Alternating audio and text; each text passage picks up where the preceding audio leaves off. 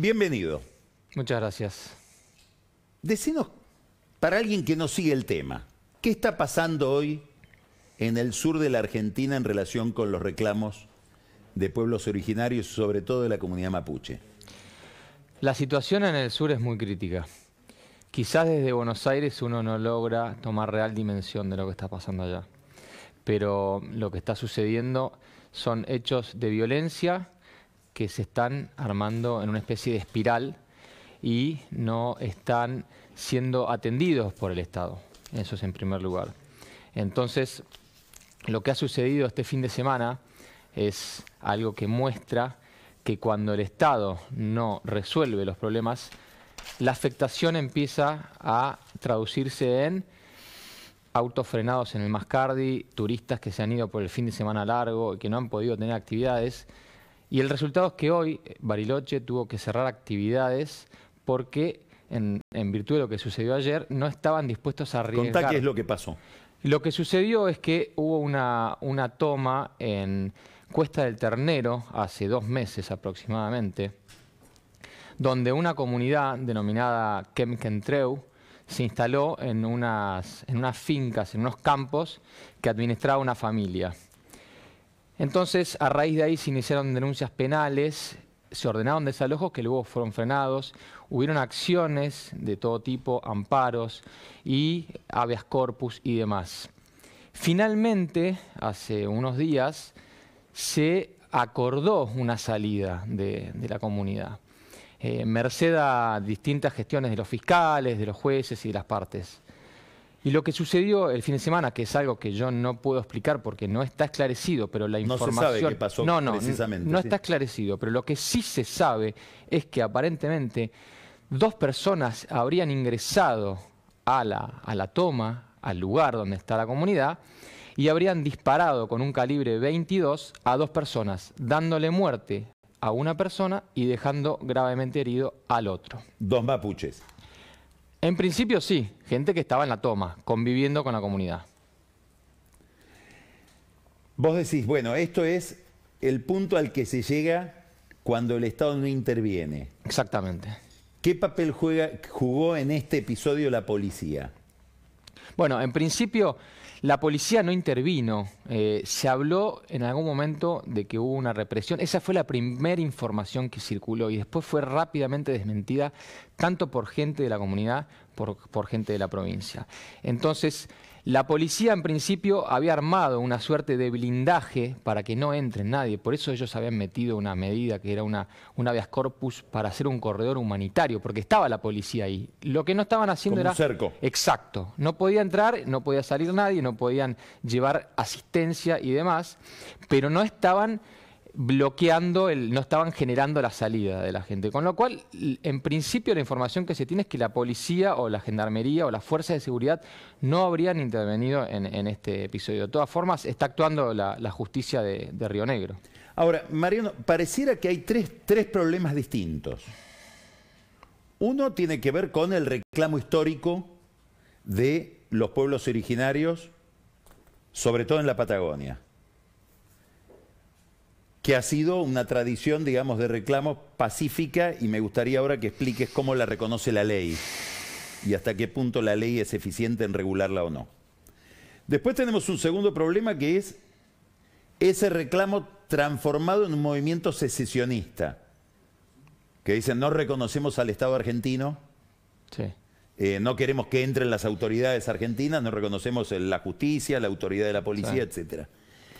Y después episodios que no sé cómo encuadrarlos, si tienen que ver con el reclamo de secesión y de generar un Estado mapuche en Chile y en la Argentina distinto de lo que serían los países reconocidos internacionalmente, o si son episodios policiales de tomas de tierras, que no levantan la bandera de la secesión. Es muy bueno. ¿Esto último qué es?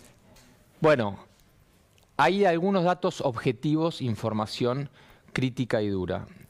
Las comunidades que integran la Patagonia y han sido reconocidas a nivel institucional han obtenido personerías de acuerdo a procedimientos legales y han obtenido relevamientos o han obtenido diferentes cuestiones en el marco de la ley. Lo que se sabe es que esta comunidad ha aparecido de la noche a la mañana y no tendría un marco de institucionalidad como exactamente de lo que ocurrió este fin de semana. Exactamente. Esto es lo que se sabe de esta comunidad.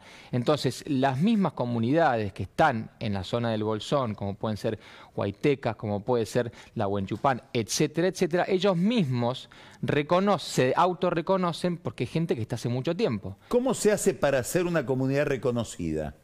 Bueno, en principio las comunidades deben registrarse en un registro que está regulado por la autoridad de aplicación, que es el INAI, que es el Instituto Nacional de Asuntos Indígenas. Ellos, a través de ese procedimiento administrativo, adquieren personería. Ahora también hay lo que sería el INAI provincial, que es el organismo en Río Negro, es el CODESI, por ejemplo, que también tiene las facultades o la competencia de otorgar personería.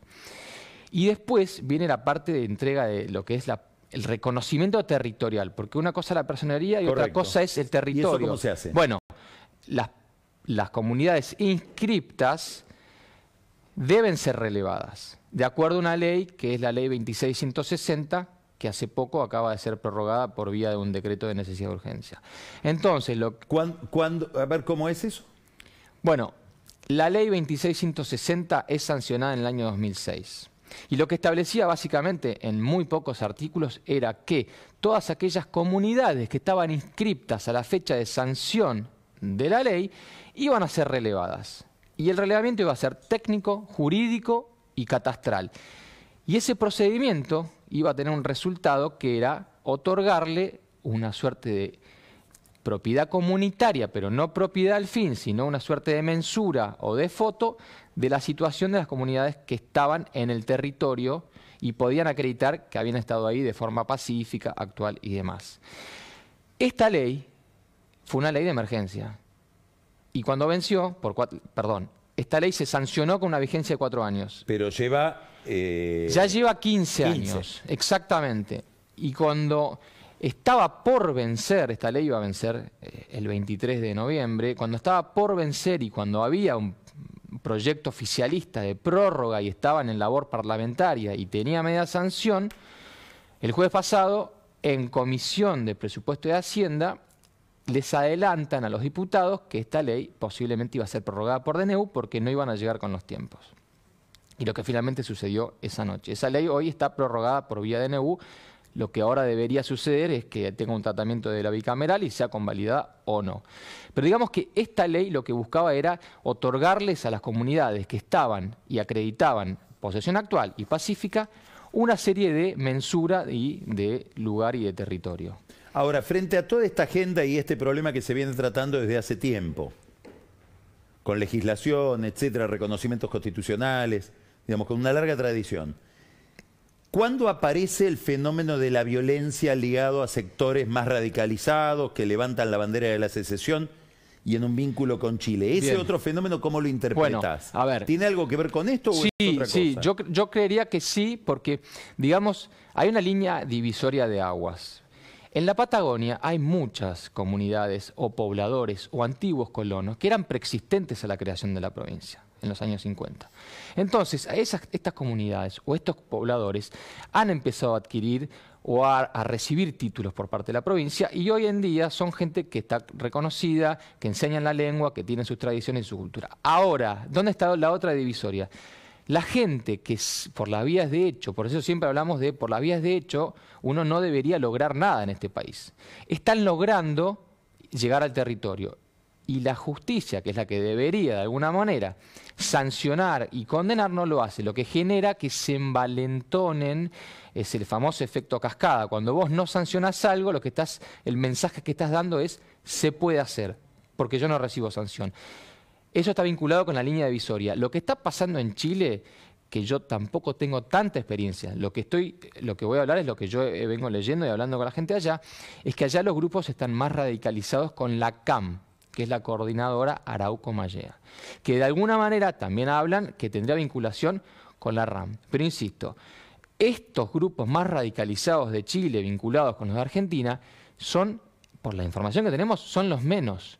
Los mapuches o las comunidades indígenas en la Patagonia, en su gran mayoría, son gente que está institucionalizada y está reconocida y tiene las tradiciones y las lleva. Eso es muy importante remarcar.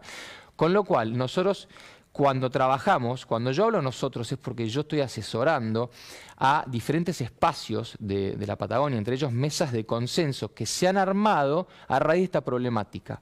La Mesa de Consenso de Bariloche es un espacio creado por juntas vecinales, no son grandes terratenientes, juntas vecinales, clubes, cámaras de comercio, turismo, industria, que ante la inminencia de perder territorio, que es espacio público, lo que era el Parque Central, se han organizado y han empezado a llamar a abogados profesionales para que los asesoren en esto que es trabajemos en una salida consensuada y de paz. Ahora, ¿qué se hace con lo que está sucediendo en Chile? De alguna manera, hace de un mes o 3 semanas encontraron en la parte de Aluminé, pararon un auto que tenía armamento, que tenía equipamiento militar, que tenía, bueno, esas cuestiones que están, pareciera como que están, no hubiera una frontera para ellos entre Chile y Argentina. Bueno, esto indudablemente es responsabilidad del Estado y no cabe hacer muchas más conjeturas que esas, porque en el fondo el que delinque sea porque lo hace en nombre de la reivindicación ancestral, mapuche o lo que fuere, debe someterse a la ley argentina o a la Constitución. Con lo cual, ese es en realidad el análisis que nosotros hacemos.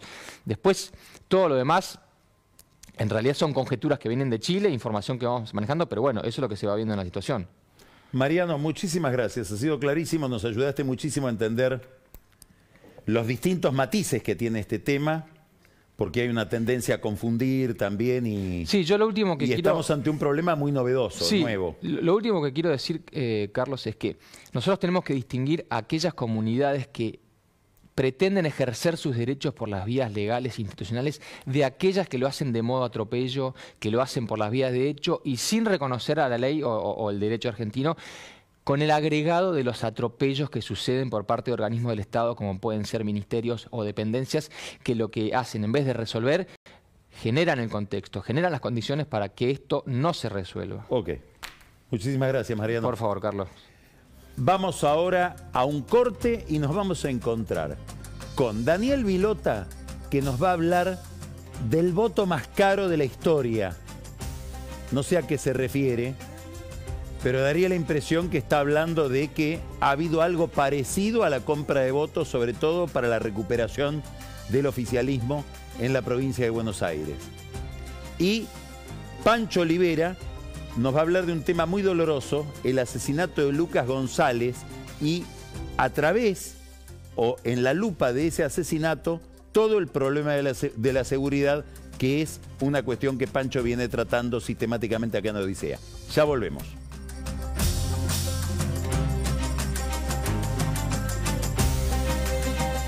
Aísla tu casa con Isover. Y no importa si hace mucho, pero mucho frío. Tampoco importa si afuera